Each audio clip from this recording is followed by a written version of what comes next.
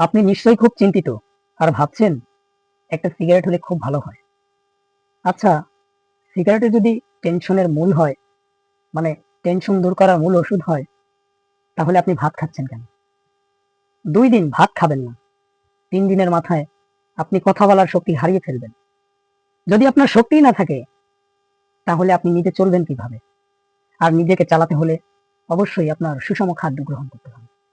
আমাদের দেশের সিস্টেমটা এমনই, আপনি, আমি, আমরা সবাই ভেজাল খাচ্ছি। ভেজাল খাবারে আমরা আশ্বস্ত হয়ে গেছি। সিস্টেমটাই এমন। এ থেকে আমরা পরিত্রাণ পাবো না।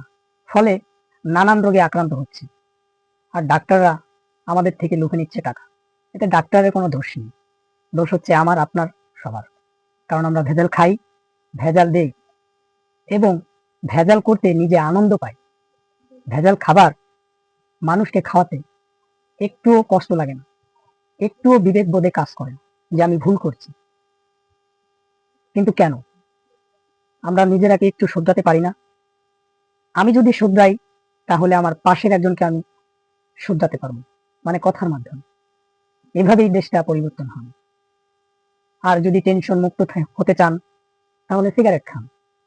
সিগারেট খেলেই যদি টেনশন মুক্ত হতো, তাহলে ডাক্তারেরা কেন বসেছিল? প্রেসক্রিপশনে উল্লেখ করে দিত আপনি দৈনিক ১ প্যাকেট সিগারেট খাবেন, তাহলে আপনি সুস্বাস্থ্য এবং পাশাপাশি টেনশন মুক্ত হবেন। সিগারেট কিন্তু সমাধান নয়, নেশাদ্রব্য সমাধান নয়। আসল সমাধান হচ্ছে আপনার বিবেকবোধ, আপনার চিন্তাধারা আপনাকে ধীরে ধীরে নেশার মধ্যে ডুবিয়ে ফেলছে। এর থেকে পরিত্রাণ পেতে চাইলে নিজের বিবেকের সাথে লড়াই করুন। নিজে চিন্তা করুন যে আজ থেকে আমি নেশা করব না, ভালো পথে আসবো।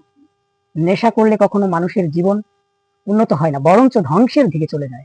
আর এই ধ্বংস থেকে বাঁচতে চাইলে, নিজেকে শুধরাতে চাইলে আল্লাহর কাছে ইস্তেগফার করুন, দোয়া করুন। তিনি যেন আপনার ইস্তেগফার কবুল করে নেয়, আপনাকে ক্ষমা করে দেয়। আপনি ঈমানের পথে আসেন এবং পাশাপাশি আমল করে জান্নাতের পথে হাঁটুন।